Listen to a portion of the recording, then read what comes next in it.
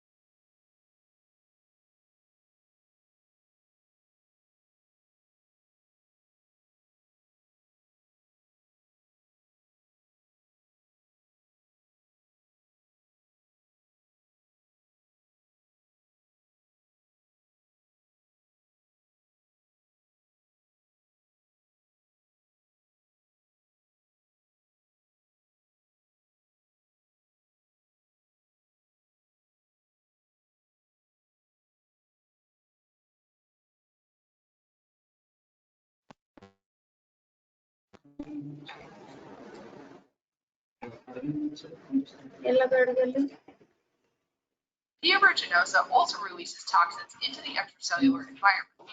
For example, it releases phospholipase C, which is an enzyme that degrades the host cell membrane, causing the cell to lyse. Other secreted toxins have to move within the cell to act.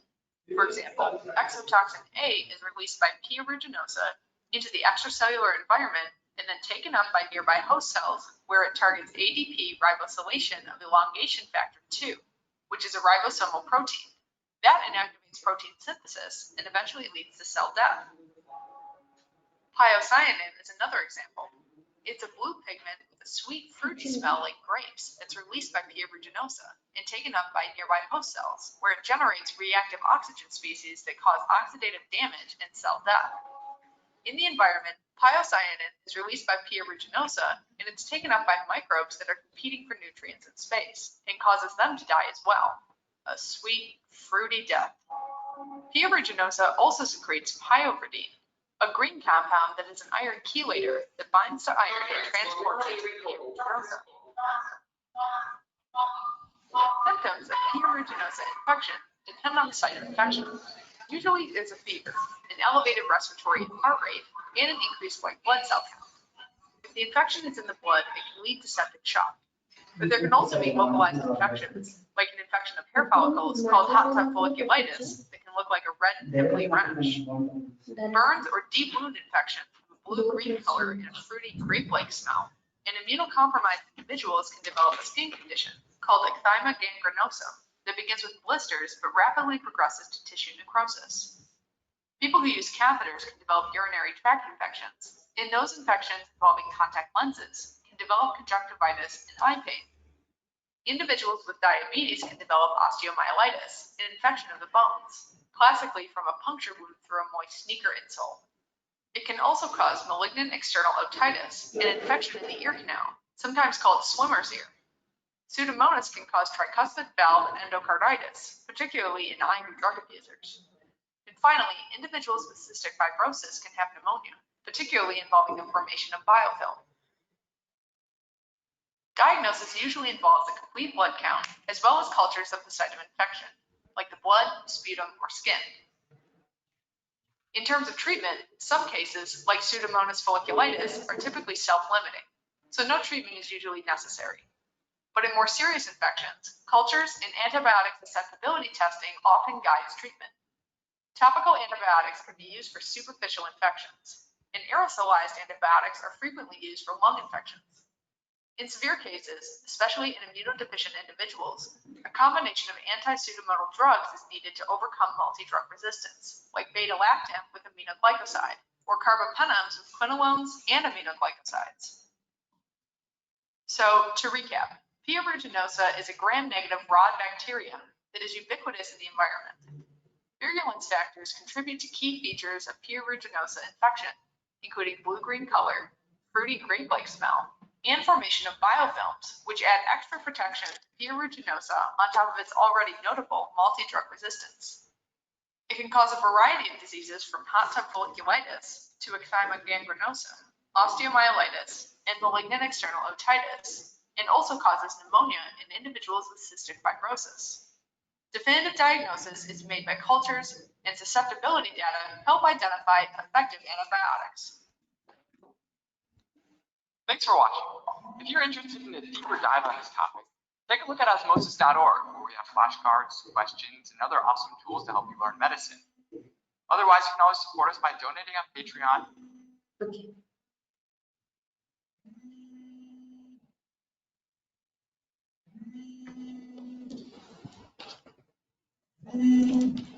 So we'll discuss about the organism. As you can see, a sample will come to you, which is of a pus with a blue-green color. And once you culture it also, Pseudomonas, because it produces pigments, it will appear like this. Okay. So very commonly, as we'll discuss, this has already been discussed in your systemic classes, that Pseudomonas will produce certain pigments. So we'll discuss this in greater detail. So Pseudomonas is an aerobic, non-sporing, gram-negative bacillus. It is motile with a polar flagella. It is ubiquitous. That means it can be found anywhere. It is saprophytic, and many of the species and were further put into different genera, like Burkholderia, Stenotrophomonas, and others. So here you can see this is the polar flagellum. So you can see these are gram-negative bacilli. So this is the pus sample. So suppose in applied class you will be given to you pus will be given to you, pus sample, and once you do a gram stain, you will find some pus cells like this, and you will find gram-negative bacilli.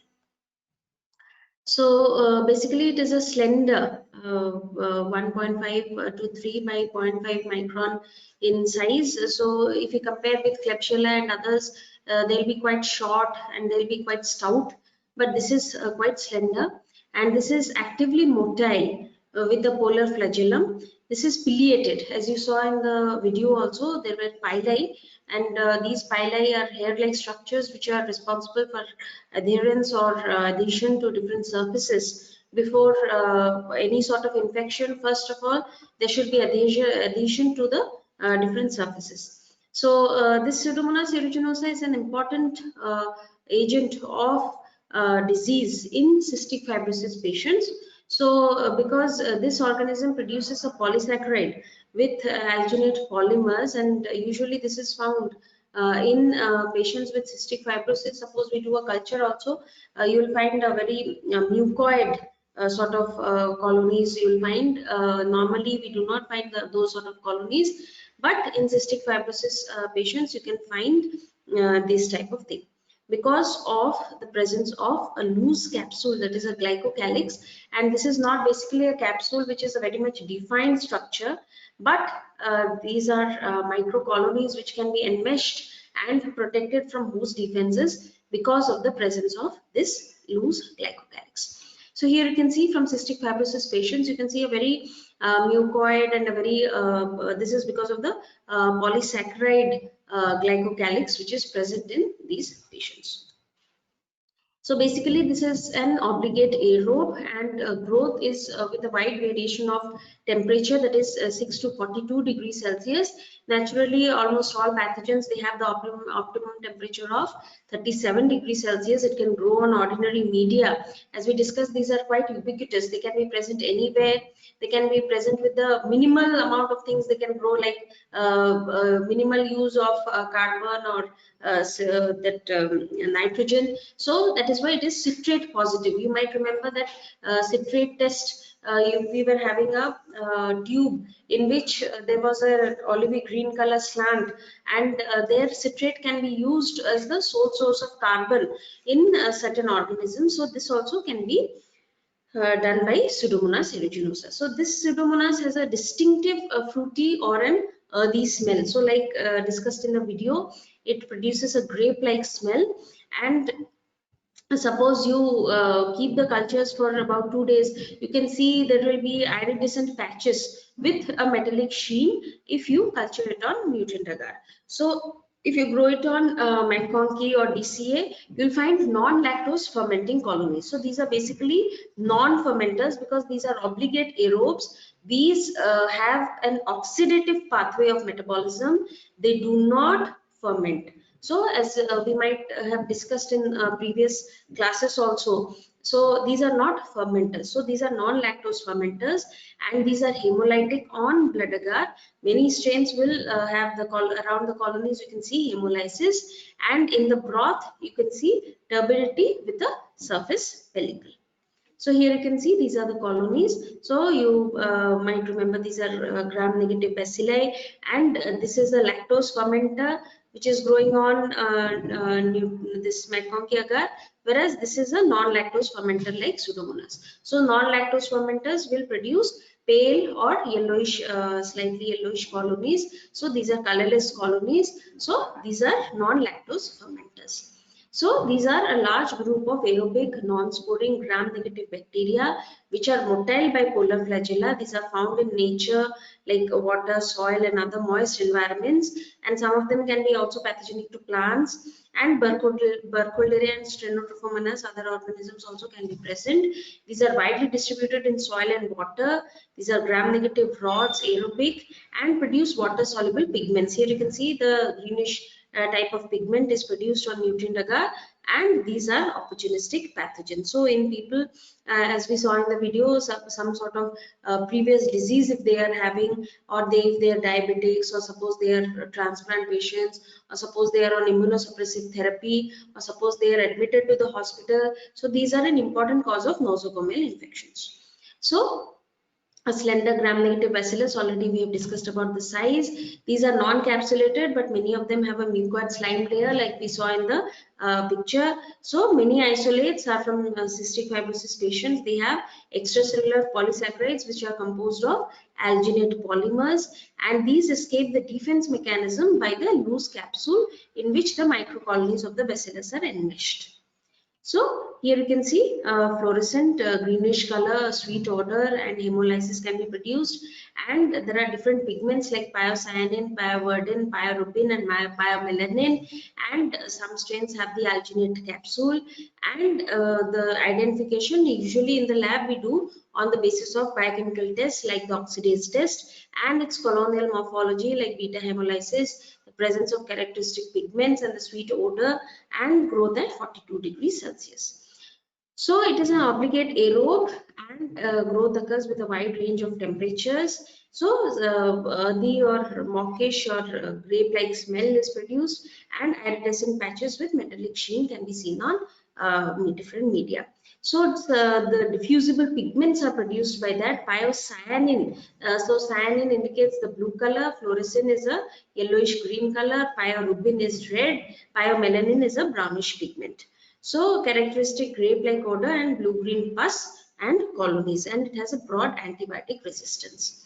So this pyocyanin is a bluish-green phenazine pigment, and it inhibits, basically the purpose is to inhibit the growth of other bacteria. So fluorescin or pyoverdin is a greenish yellow color pigment which is soluble in water but not chloroform. Pyocyanin is produced only by Pseudomonas aeruginosa, and fluorescin is produced by other species. Pyorubin is the red color, whereas pyomelanin is the brown color. Please remember the names of the pigments and what the color is.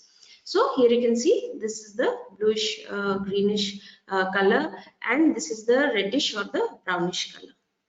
So here you can see this is how its metabolism is. It is a non-fermentative metabolism. So if you grow it on different media, suppose you grow it on in a glucose broth, you can find that only at the top the growth is produced because this is an obligate aerobe.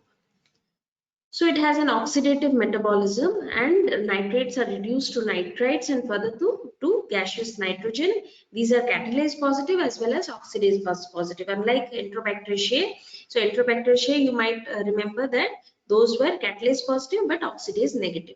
So these are oxidase positive. So which is how we normally diagnose. So it is very easy to diagnose with the oxidase test. So on a filter paper, you just put a little bit of the oxidase reagent, and then you smear a little bit of the colony, the Pseudomonas aeruginosa, which is oxidase positive. It will produce a blue color.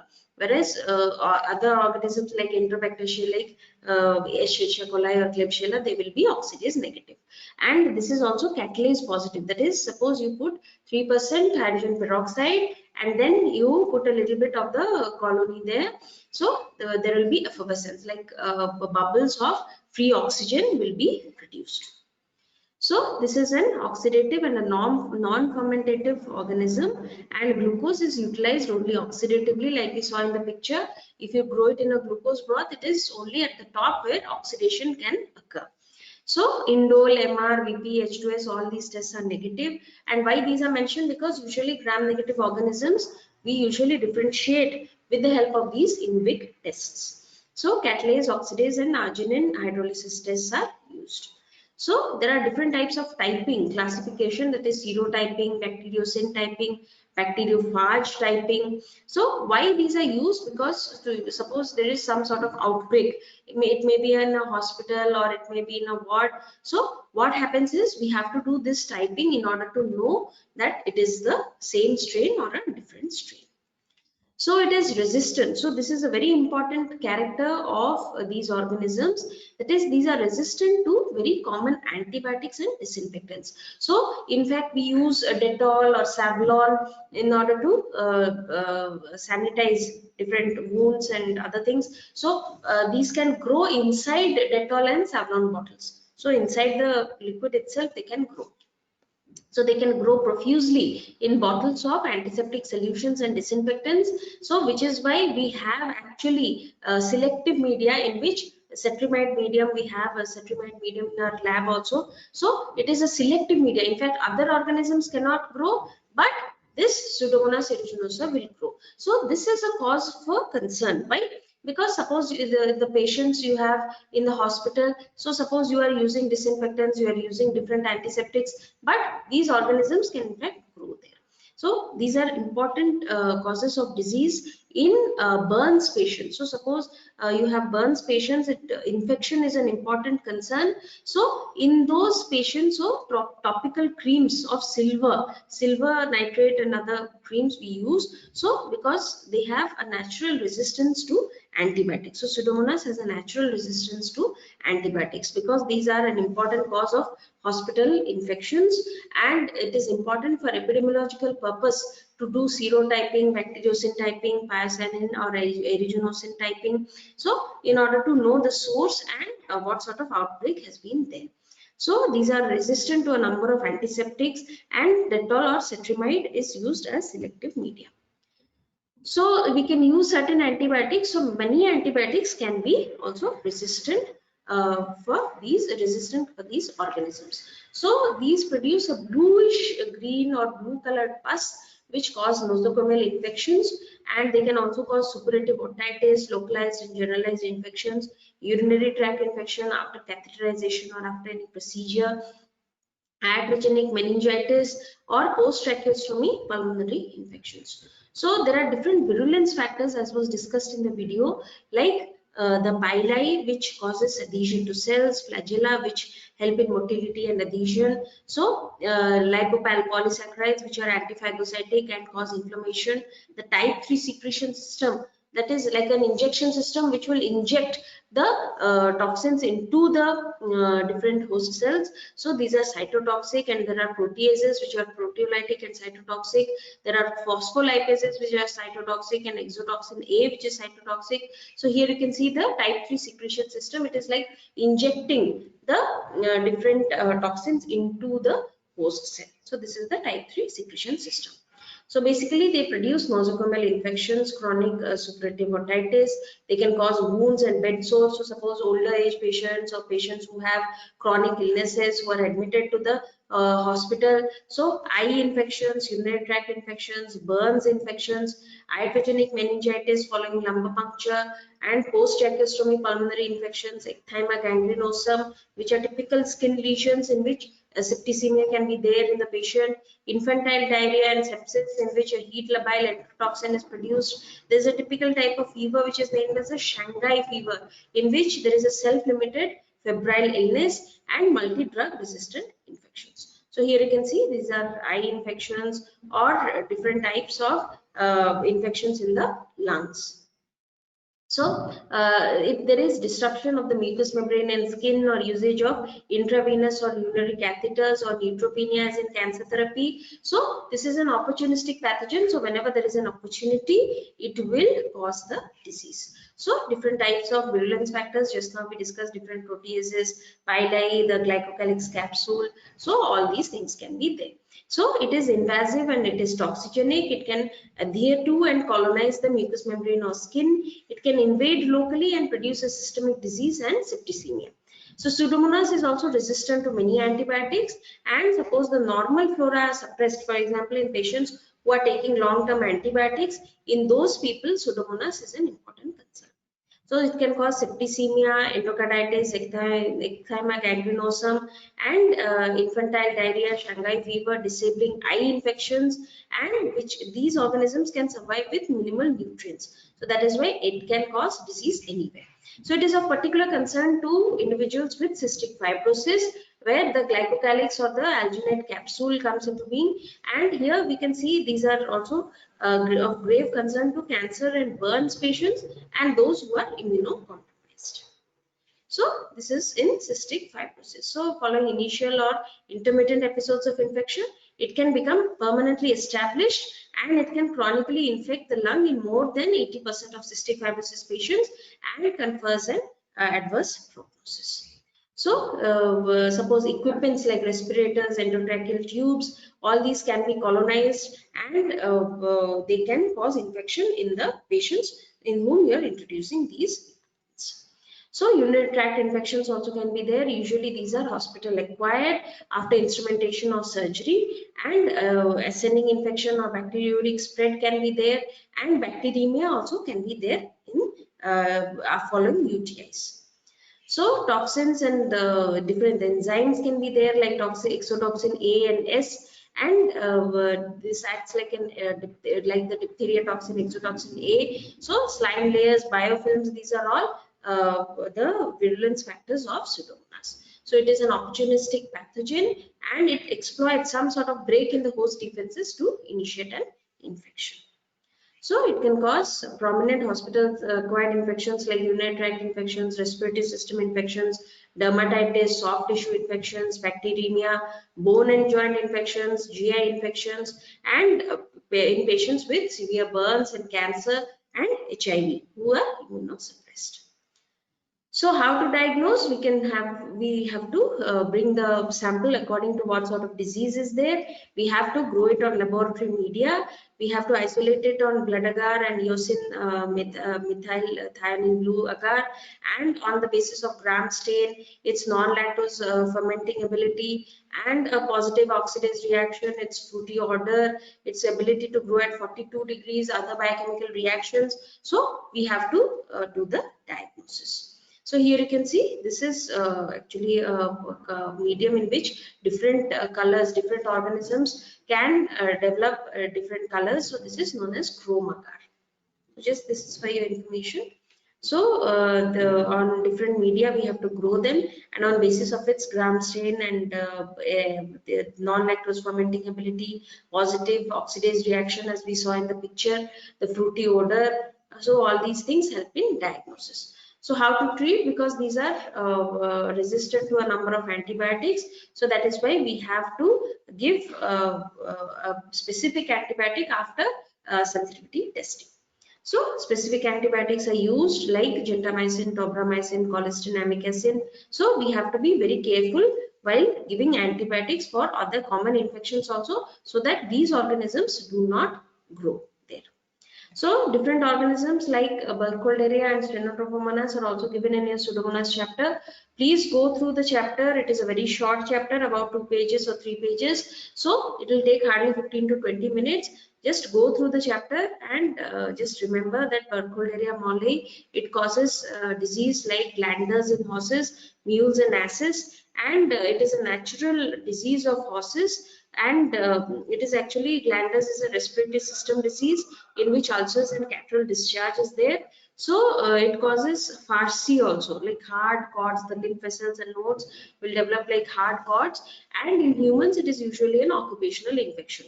So because those people who are occupationally exposed like ostlers, grooms and veterinarians, so by contact discharges and pyonia, they usually get infected. So we diagnose Burkholderia molli by microscopy, culture and samples from the lesions. It is a gram-negative bacillus and with irregular staining and beaded appearance. And Burkholderia pseudomolli causes melioidosis. It is a typical type of disease. It's also known as a Whitmore's bacillus. And because Whitmore isolated this organism, it usually melioidosis is in animals, and this organism is a saprophyte. Human infection is acquired through soil, water, and contact skin abrasions. And suppose the contaminated particles are ingested, there can be asymptomatic infections, abscesses in the reticuloendothelial system or liver or spleen. And it is an organism which is motile, which liquefies gelatin and utilizes sugars. These are all oxidative organisms, but it can oxidize sugars as well. It does not ferment. So it causes acute septicemia, and the disease is typically presents like subacute typhoid, and it causes pneumonia and hemoptysis like a TB-like disease. And in chronic melioidosis, there can be gaseous or suppurative foci and abscesses. So how to diagnose is taking the samples, doing microscopy and isolation serology, and prolonged treatment is required. So Burkholderia cepacia and sepia in Latin means onion. It typically causes onion rot, and it is a hospital-acquired infection in cystic fibrosis, and chronic granulomatous disease is caused. and this is an oxidase positive. Mannitol and sorbitol sucrose, these sugars are acidified, and it is inherently resistant to different antibiotics. So Stenotrophomonas maltophilia, so this is a free living gram negative bacillus. It is oxidase negative. This is typical. So it can cause bacteremia, meningitis, and pneumonia and UTI, and it causes wound infection or hospital infection. So basically, we have to see, suppose you are diagnosing Pseudomonas. Pseudomonas, you have to remember few points. So what are these few points? First thing is the pigmented colonies. Even the pus will be pigmented. So, few may not be pigmented, but most of them are pigmented. So oxidase test you have to do, as we saw in the picture on a filter paper. You have to put the oxidase reagent, and then you have to just smear a little bit of the colony with a sterile grass rod, and you have to do arginine hydrolysis. There is a typical selective medium known as a cetrimide agar, because it is resistant to Dettol or cetrimide. It is used as a selective medium for Pseudomonas. And if you miss the diagnosis, you may have to use repeated isolation. So treatment important you have to remember is for Pseudomonas you have to give piperacillin, which is an anti-pseudomonal penicillin, or ceftazidime of cefepime, or cobramycin, or carbapenicillin and ticarcillin. So Stenotrophomonas and other organisms, just now we discussed about Burkholderia and Burkholderia pseudomolae. So they are spread all over the world in different parts. So it can cause systemic diseases also, but basically remember about Pseudomonas, which was discussed in our class today. So we'll see a few short videos, after which we can discuss.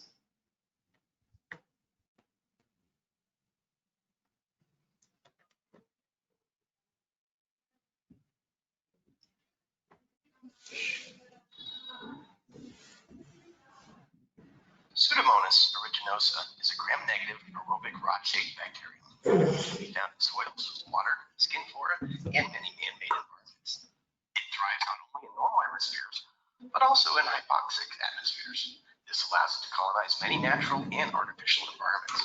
It is an opportunistic human and animal pathogen. Pseudomonas aeruginosa is also an opportunistic pathogen of plants. It is even capable of growth in diesel and jet fuel, where it is known as a hydrocarbon-using microorganism, or humbug, where it causes microbial corrosion. Typically associated with pharmaceutical testing, Pseudomonas aeruginosa analysis can also be utilized for specialty food products and crossover industries. As a result of their metabolic diversity, the ability to grow at low temperatures, and ubiquitous nature, many Pseudomonas species can cause food spoilage. Pseudomonas is one of the organisms implicated in enzymatic spoilage of dairy products and is one of the primary organisms responsible for crustacean and shellfish spoilage. Since it is a naturally occurring organism on fruits and vegetables, it can also cause spoilage issues for those food products. As an opportunistic nosocomial pathogen of immune-compromised individuals, Pseudomonas aeruginosa can infect the pulmonary tract, urinary tract, burns, wounds, and can also cause other blood infections. Some studies have shown it to be the most common cause of infection, burn injuries, and of the external ear, as well as the most frequent colonizer of medical devices. Pseudomonas can, in rare circumstances, cause community-acquired pneumonias. According to an article posted on the CDC's website, Pseudomonas aeruginosa, an increasingly prevalent opportunistic human pathogen, is the most common gram-negative bacterium found in nosocomial infections. According to the article, Pseudomonas aeruginosa is responsible for 16% of nosocomial pneumonia cases, 12% of hospital-acquired urinary tract infections, 8% of surgical wound infections, and 10% of bloodstream infections. Testing for Pseudomonas aeruginosa can help prevent outbreaks in healthcare settings and ensure that cosmetics and foods are safe for human use and consumption. To learn more about foodborne pathogens, toxins, and food testing services, please visit the website shown on the screen.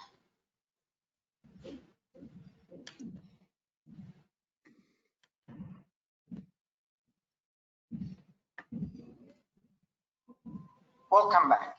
In this video, I'll be teaching you everything about Pseudomonas aeruginosa that you'll need to know. So to memorize all the features of Pseudomonas aeruginosa, I use the mnemonic Pseudomonas. It's the same mnemonic that a lot of people use, but I just modified it a little bit so it contains more information and it's easier to remember. So P stands for pneumonia, especially in cystic fibrosis patients. And S stands for sepsis. E stands for ecthyma gangrenosum, which is a rapid skin necrosis in immune deficient patients. And U stands for UTIs.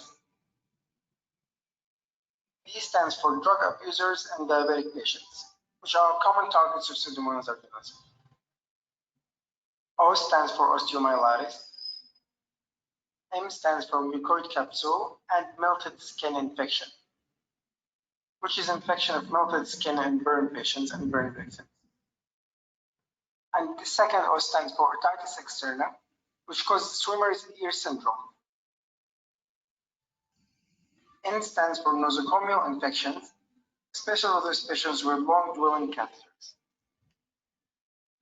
A stands for all toxins with the bacteria, and they are exotoxin A, which will inhibit protein synthesis of the host, endotoxin, which will cause shock, phospholipase, which will cause cell lysis, and piocyan, which is a toxin produced by Pseudomonas to kill competing bacteria. And finally, S stands for skin folliculitis, which is also known as hot tub folliculitis. Other features of Pseudomonas is that it causes blue-green pigmentations if it's going to cause any pigmentations, and also causes keratitis in patients wearing contact lenses. And to treat Pseudomonas, we use anti-pseudomonal beta-lactams, like penicillins and cephalosporins. And we also use aminoglycoside and carbamazepines. Alright guys, so that's everything I've got. Hopefully I made this easier for you, and see you guys later.